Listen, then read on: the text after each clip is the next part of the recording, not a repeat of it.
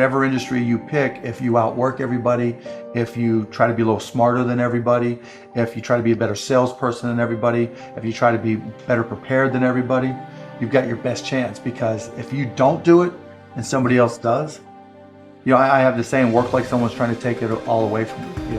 I actually work like no one's spending 24 hours, working 24 hours to take it all away from you.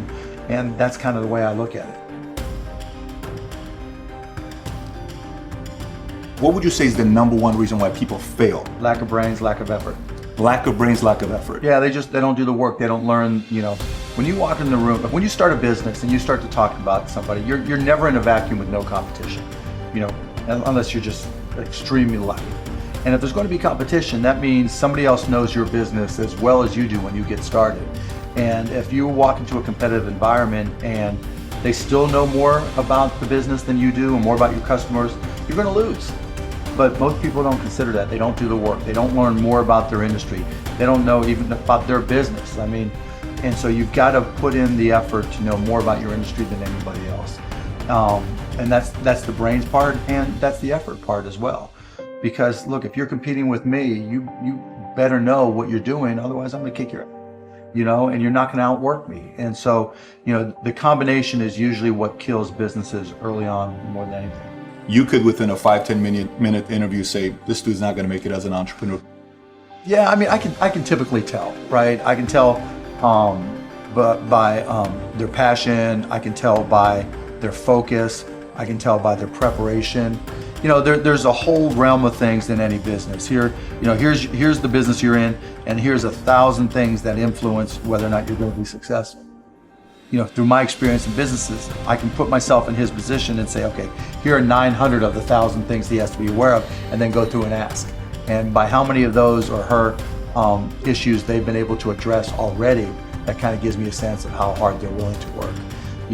And I can tell by the questions they ask me. So all I have to do is say, okay, what do you want to know?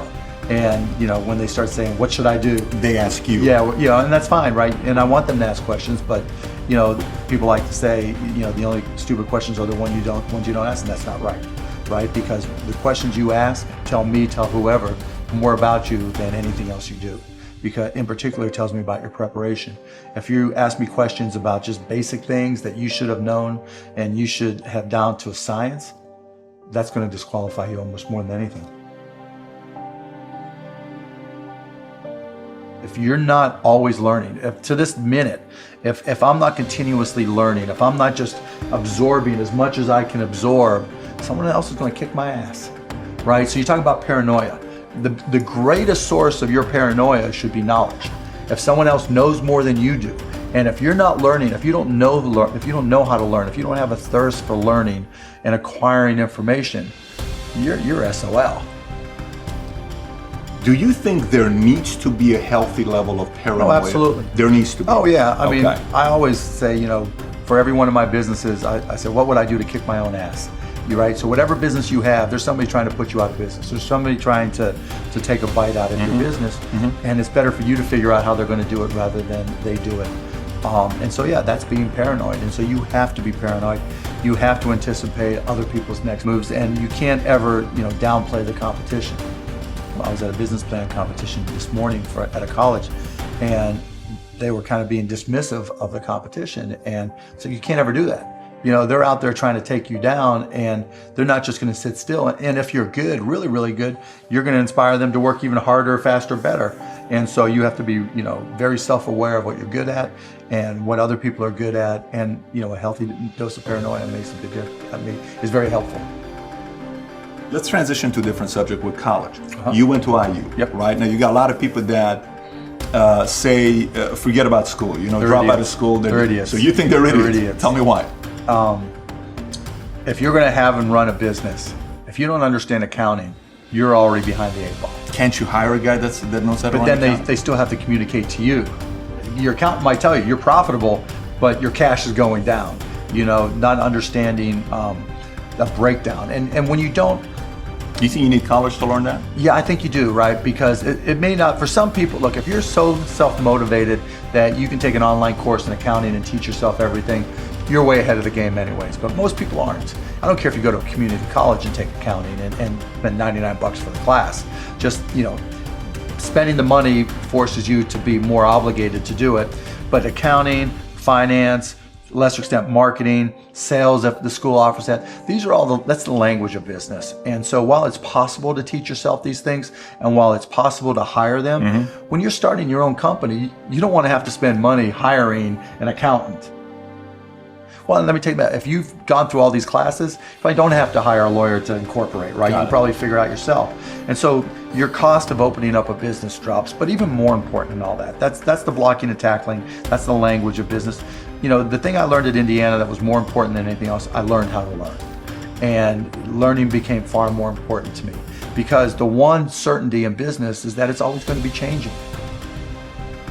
How does one entrepreneur increase the speed in areas that they can increase? There's certain things you can't control. Speed in what way? Speed of growing your business. All right. So how fast can I grow it? Yeah, I mean, it just depends. You've got to know your own skill set, right? And you've got to know how that fits within your company's life cycle.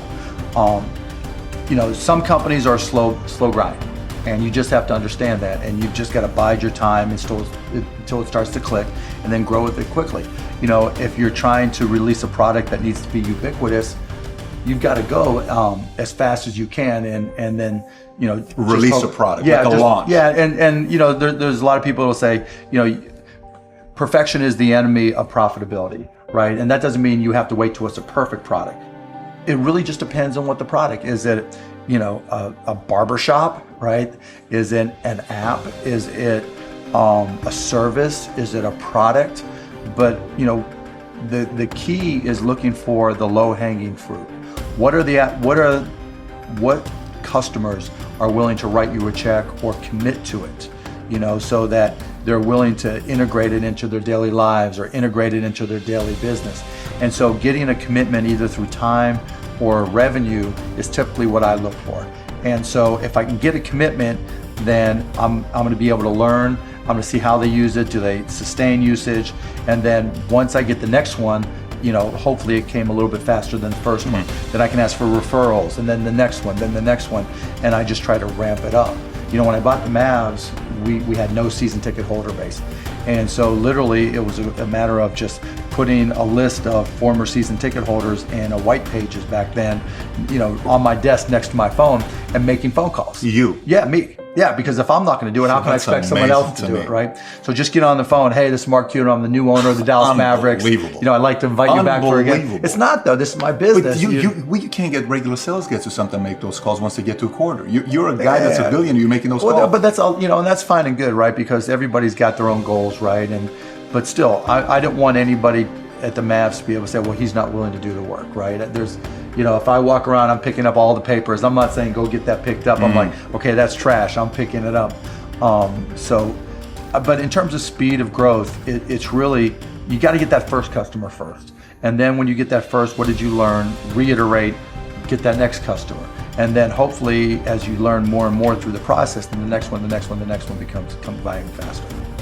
You know, alluding to it earlier about entrepreneurs being born or built, you know, and I think I knew I was wired to be excited about business.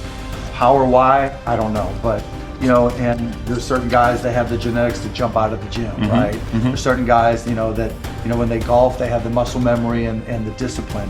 You know, Dirk Nowitzki may not be the most talented guy in the NBA, but his discipline and his focus to do what's necessary to be successful, he's willing to do, and combine it with being 7 feet tall and being skilled, you know, it makes him an amazing basketball player. So it's understanding what your skill set is, finding the right place to use those skills, and then going for it. You know, will that make you 250 grand? It depends if you pick the right industry.